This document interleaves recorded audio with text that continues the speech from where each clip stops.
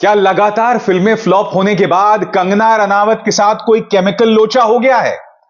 आखिर कंगना रनावत ने हर मुद्दे पर रुदाली करना किससे सीखा है? हर मुद्दे पर खुद को विक्टिम, पीड़ित बताना किससे सीखा है?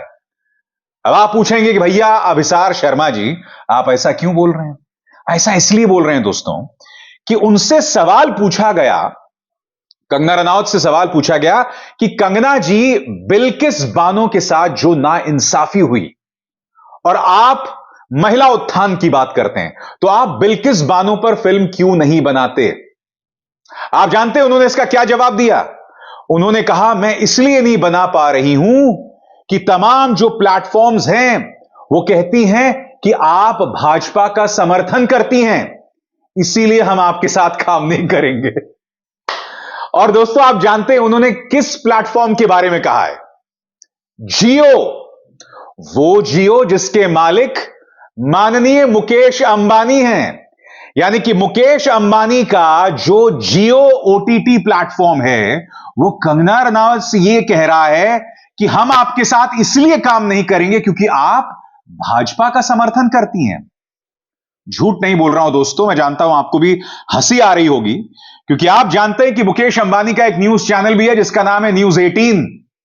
और न्यूज 18 न सिर्फ प्रधानमंत्री नरेंद्र मोदी की भक्ति करता है, भाजपा के चुनाव प्रचार में इनडायरेक्टली लगा रहता है, बल्कि उनके कई एंकर्स पर पुलिस केसेस दर्ज हैं भड़काऊ कार्यक्रम करने को लेकर। भाजपा की सेवा में उस मुकेश अंबानी का Jio OTT platform, according to Kangana Ranaut, वो इसके साथ इसलिए काम नहीं करेगा क्योंकि कंगना रनावत प्रो बीजेपी हैं। अरे कंगना जी, थोड़ी सी तो शर्म कर लीजिए। आप ही को फिल्म का डायलॉग है ना कि अभी तो हमें कितना जलील होना है। कितना कितना जलील होइएगा। मोहतरमा ने कहा क्या, मैं आपको बताता हूं दोस्तों। एक ट्विटर या एक्स यूजर हैं वरुण वर्मा, उन्होंने कंगना से सवाल पूछा कि Kangana madam, your passion for women empowerment is so encouraging, would you be interested in telling the story of Bilkis Bano? Varun Verma ने कंगना से पूछा कि कंगना, आप महिलाओं के अधिकारों की बात करते हैं, क्या आप बिल्किस बानो की कहानी बताना चाहेंगे? तो इसके जवाब में कंगना अंग्रेजी में कुछ कहती हैं जिसका मैं हिंदी अनुवाद करूंगा, ध्यान से सुनिएगा। कंगना क्या कहती हैं? I want to make that story. I have the script ready, researched and worked on it for 3 years. But Netflix, Amazon, and other studios wrote back to me that they have clear guidelines. They don't do so-called politically motivated films. Jio Cinema said, we don't work with Kangana because she supports BJP and Z is going through a merger. What are my options?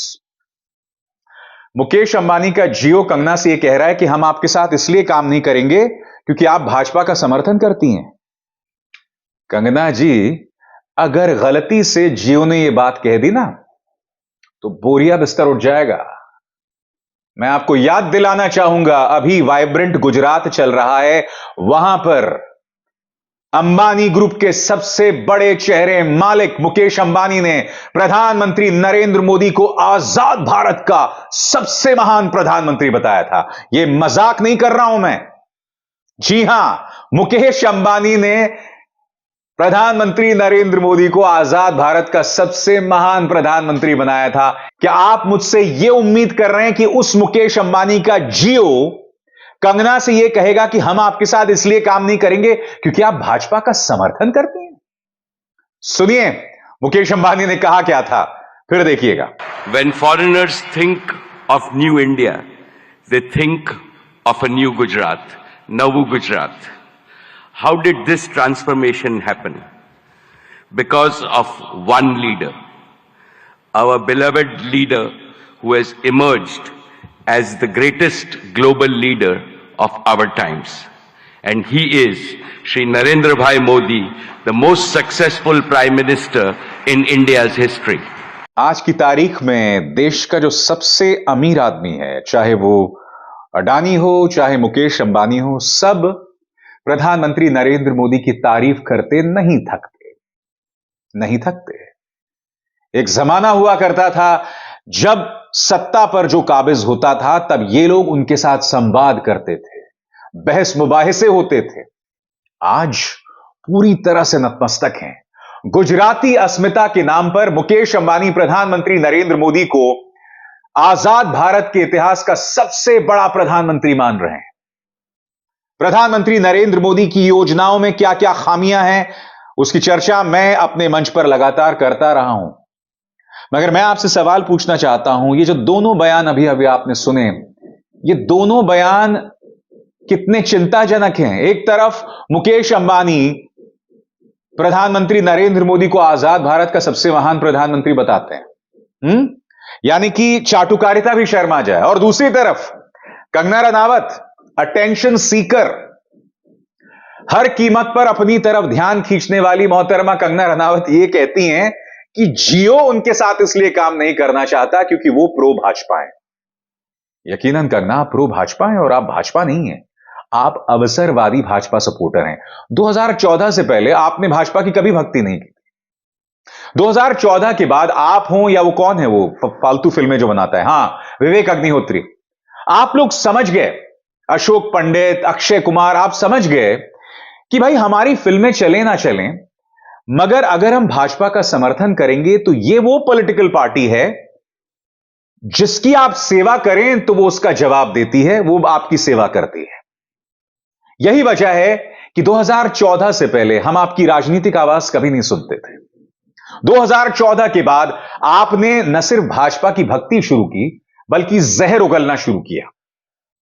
याद कीजिए, आपने हमारे किसान जो संघर्ष कर रहे थे उनके बारे में क्या कहा था? उनके बारे में कहा था कि प्रधानमंत्री नरेंद्र मोदी, आप अपना 2002 वाला रूप दिखाइए, गुजरात दंगों वाला रूप। आप यह भी कहते थे कि इन किसानों के साथ वैसा ही बर्ताव होना चाहिए जो इंदिरा गांधी ने किया था। लगातार यह औरत जो है भड़काऊ बयान देती रही और इसी वजह से इन्हें सोशल मीडिया, ट्विटर या एक्स से हटा दिया गया था। निहायत ही भड़काऊ। उसके बाद उनकी जो भी फिल्में आई डब्बा हो गई। सिनेमा हॉल में लोग नहीं थे, कौए बोल रहे थे। अब ये इतनी बड़ी अटेंशन सीकर हो गई हैं कि अब ये कह रही हैं कि साहब मेरे साथ कोई काम इसलिए नहीं करना चाहता कि मैं भाजपा समर्थक हूं। वैसे मैं समझना चाहता हूं कंगना जी, ये जो आपका अटेंशन सीकिंग है, हर बात पर खुद को विक्टिम बताना, पीड़ित बताना, ये आपने किससे सीखा है? ऐसे कौन कहता है कि साहब मुझे रोज 2-2, 3-3 किलो गालियां पड़ती है और मैं उसे अपना ऊर्जा बनाता हूं? बताइए बताइए, किससे सीखा आपने? देश की जनता को मूर्ख बनाना छोड़िए। आप भाजपा की सबसे बड़ी चाटुकार हैं। अब आप में वो बात नहीं रही। क्रिएटिविटी के नाम पर आप धीरे धीरे नीचे जा रही हैं और मैं ईश्वर से प्रार्थना करता हूं कि एक जमाने में जो कंगना हुआ करती थी, जिन्हें हमने वो लम्हे गैंगस्टर, क्वीन, तनु वेड्स मनु जैसी शानदार फिल्मों में देखा, फैशन, और कंगना आप मेरी पसंदीदा हुआ करती थी। मैं उम्मीद करता हूं कंगना कि दोबारा वो दौर आपके लिए आए, मगर आप और आपके अंदर इतना कथित तौर पर जहर भर चुका है ना, मैं क्या कहूं उसके बारे में। आप किसानों को गालियां देती हैं। याद कीजिए 12th फेल के विक्रांत मैसी, आपने विक्रांत मैसी को कॉकरोच तक बताया था, और कौन कॉकरोच है और कौन इंसान हमें पता चल गया जब तेजस डब्बा हो गई और 12th फेल इस साल की सबसे बेहतरीन फिल्म साबित हो रही है। 12th फेल इस साल के सारे अवार्ड्स ले जाने वाली है दोस्तों। इतनी शानदार फिल्म है, इतनी शानदार फिल्म है कि बाद में कंगना रनावत को तारीफ करना पड़ा था 12th फेल की। आपको अपने गिरेबान में झांकना पड़ेगा कंगना, आप क्या हुआ करती थीं। याद कीजिए जब एक बार आपके और करण जौहर के बीच में एक कंट्रोवर्सी हुई थी, जब करण जौहर ने आपका मजाक उड़ाया था एक मंच से, तब मैं नहीं भूला हूं व्हेन हैरी मेट सैली के प्रमोशन को लेकर शाहरुख खान आए थे और मैंने उनका इंटरव्यू किया था। तब मैंने उनसे सवाल पूछा था कि शाहरुख, कुछ सेल्फ एंटाइटल्ड लोग इस तरह से कंगना रनावत को पर निशाना साधते हैं, जिनमें से एक आपका भी दोस्त है, उसके बारे में आपका क्या कहना है? मैंने आपकी आवाज बुलंद की थी, शाहरुख ने उसका जवाब दिया था, वो एक अलग मुद्दा है। मगर आज आप एक पॉलिटिकल पार्टी की भक्ति में आपने अपने अंदर इस कदर जहर भर दिया है ना कि आप में और किसी ट्रोल में कोई फर्क नहीं रहा। अब पूजा कीजिए कि आपको भाजपा हिमाचल से कहीं टिकट दे दे या दिल्ली से कहीं टिकट दे दे, क्योंकि यही भविष्य है आपका। बतौर एक्ट्रेस इस वक्त आपकी पारी कहीं नहीं जा रही है। मैं सिर्फ यही उम्मीद करता हूं कि आने वाले दिनों में आप एक बार फिर अपने पुराने फॉर्म में लौटेंगी।